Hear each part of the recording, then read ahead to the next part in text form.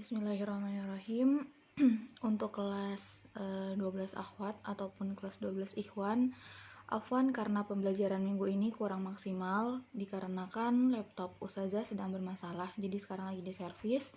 Jadi di sini Ustazah bikin video itu menggunakan handphone dan juga selembar kertas. Kita mulai aja ya. Sekarang Ustazah akan menjelaskan mengenai metode setengah reaksi. Yang kedua ya, metode setengah reaksi. Ini kalau dilihat, nah metode setengah reaksi ini adalah metode yang kedua. Mohon disimak, kemudian kalian ambil kesimpulan. Kalian merasa lebih mudah yang mana? Metode yang pertama atau metode yang kedua? Lalu ketika nanti ada tugas atau ada ulangan, kalian diberikan kebebasan menggunakan metode apapun ya. Jadi di sini ada contoh soal di mana soal yang kita gunakan adalah soal yang pertama kali Ustazah jelaskan di metode yang pertama. Kita akan membandingkan apakah menggunakan metode yang kedua hasilnya ini sama apa enggak ya. Jadi dimohon untuk para siswa mengecek untuk materi yang pertama jawaban kita itu sama apa enggak. Oke, kita mulai aja sekarang. Seperti biasa, tahap yang pertama adalah menentukan bilox dari setiap unsurnya ya. Ini pertama kalinya Ustazah bikin, jadi oke. Ini gelap banget di sini sebenarnya. Di sini oksigen itu selalu minus 2. Kelihatan nggak? Minus 2 dikali 4, jadi minus 8. Biar 0. Berarti, oh ya, ini ada ionnya, berarti harus ditambah 1, sama dengan min 7. Biar sama dengan 0, harus ketemu sama positif 7. Nah, positif 7 taruh di atas. Kemudian ini tetap min 1, karena ini atom sendirian, lalu ada muatannya, jadi ini min 1. Kemudian ini positif 2, sama, kalau ini adalah 0. Lalu sekarang tentukan manakah atom yang mengalami perubahan bilox, yaitu angka-angka di atasnya. Bisa kita cocokkan, yaitu Mn sama Cl. Ya. Nah, setelah kita menentukan atom yang mengalami perubahan bilox, kita lihat di sini. Di sini Mn sama Mn kan. Mn-nya ada satu atom, yang ini ada satu atom juga. Berarti udah setara. Di sini Cl-nya atomnya cuma 1. Di sini Cl-nya atomnya ada 2. Berarti nggak sama nih. Harus kita samakan atau setarakan. Di sini jadi 2 Cl min. Nah, barulah kita turunin ke bawah masing-masing. Jadinya plus 7 dikali atomnya cuma ada 1, dikali koefisiennya cuma ada 1. Jadi nulisnya plus 7 dikali 1 dikali 1. Hasilnya plus 7 juga. Kalau ini jadinya positif 2 dikali 1 dikali 1 sama dengan positif 2. Kemudian kalau yang Cl min, berarti ini biloxnya min 1 dikali atomnya cuma 1 dikali koefisiennya 2. Jadi minus 2. Kalau ini 0 dikali 2 dikali 1. Hasilnya tetap 0. Sekarang kita harus menentukan. Ya, sekarang kita harus menentukan siapa yang mengalami perubahan biloxnya berapa. Ininya juga berapa selisihnya. Dari 7 ke 2 itu selisihnya 5 elektron. Kalau 2 ke 0 itu selisihnya 2 elektron.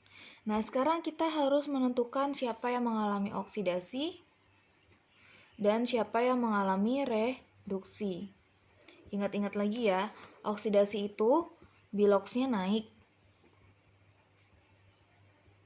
Kalau reduksi biloxnya itu turun. Lalu, kalau dihubungkan dengan elektron, oksidasi itu adalah melepas, ya ini nggak kelihatan, melepas elektron. Kalau ini adalah menerima elektron. Diingat ya, dua istilah ini dan dua kegiatannya. Sekarang kelihatan enggak? Ya, nggak kelihatan ya.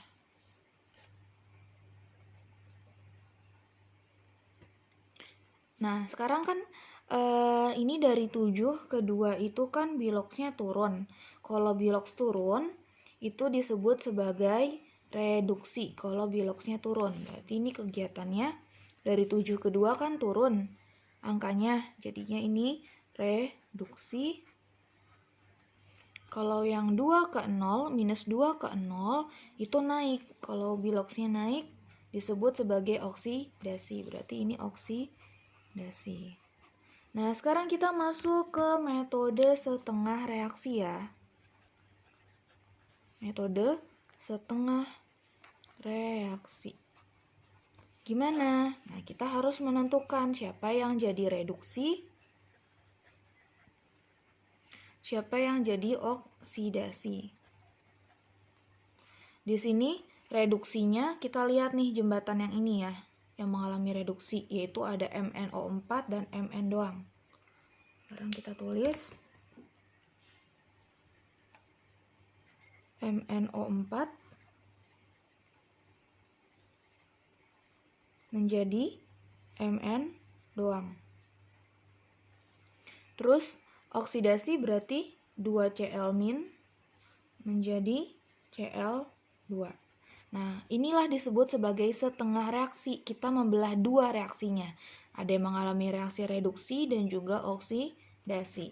Lalu kita harus menuliskan elektronnya ya. Kita harus menuliskan elektron. Di sini Mn itu menghasilkan 5 elektron. Kalau reduksi, dia itu kegiatannya menerima elektron. Kalau menerima berarti kita taruh di sebelah kiri ya. Di sebelah kiri tanda panah. Menerima. Namanya ditambah berarti kan menerima nih. Menerima di awal berarti ditambah di awal berarti dia menerima kan. Kemudian kalau oksidasi kegiatannya adalah melepas elektron. Berarti harus dilepas elektronnya. Tanda dilepas apa? Pada akhirannya harus ada elektron. Kita lihat elektronnya di sini butuhnya 2. Berarti tambahin 2 elektron. Jadi harus berseberangan ya, harus berseberangan ruangan. Kalau reduksi selalu di sebelah kiri elektronnya, kalau oksidasi di sebelah kanan karena dia melepas elektron. Sekarang kita jumlahkan. Kemudian kita kali. Biar elektronnya ini habis bisa kita coret. Ini dikali 2, ini dikali 5. Ya. Sekarang semuanya kita jumlahkan. Ini dikali ke depan dan menjadi koefisien, berarti ini dikali ke depan sini, dikali ke sini, dan juga dikali ke sini. Hasilnya 2Mn O4- ditambah 10 elektron menjadi 2Mn2+. Terus yang ini dikali ke depan semua, berarti ini 10Cl- menjadi 5Cl2, nggak kelihatan. 5Cl2 ditambah 10 elektron. Baru bisa kita jumlahkan. Jadinya 2MnO4- ditambah 10Cl-. Nah, ini kan ada 10 elektron. Karena sama-sama 10 elektron bisa kita coret, ini juga dicoret. Habis ya.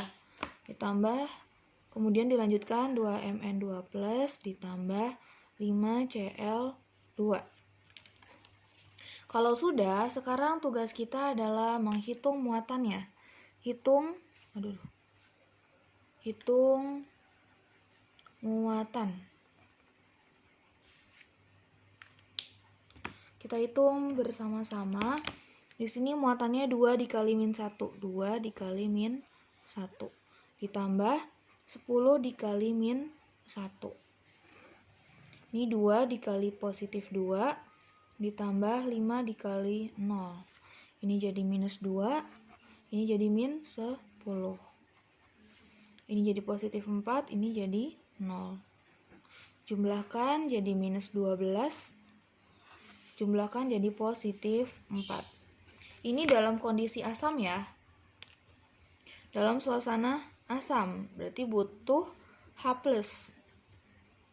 kita harus menambahkan jumlah H plus ke ruangan yang kekurangan positif. Di sini kan kekurangan positif nih masih negatif.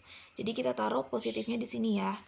Kita tambahkan biar hasilnya jadi positif 4 ditambah sama positif 16 yang berasal dari 16H+. Jadi kalau kita tulis kembali reaksinya 2Mn O4- ditambah 10Cl- ditambah 16H+ menjadi 2Mn 2+ ditambah 5Cl2. Karena kita menambahkan H+, nambahkan hidrogen harus diseimbangkan dengan H2O. Koefisiennya berapa? Di sini H-nya 16, berarti perkalian 2 yang hasilnya 16 adalah 8. Oke, selesai. Jawaban ini setelah dicek ini sama dengan cara metode yang pertama. Jadi kalian bisa memilih mau menggunakan cara yang mana, metode yang pertama atau metode yang hari ini. Ya, tergantung kalian pahamnya itu yang mana. Oke, ini silahkan dicatat di buku tulis masing-masing, kemudian dikumpulkan sebagai kehadiran untuk hari ini ya. Afwan jika KBM kita berjalan kurang maksimal, semoga minggu depan kita bisa ketemu lagi dengan pembelajaran yang lebih efektif. Wassalamualaikum warahmatullahi wabarakatuh.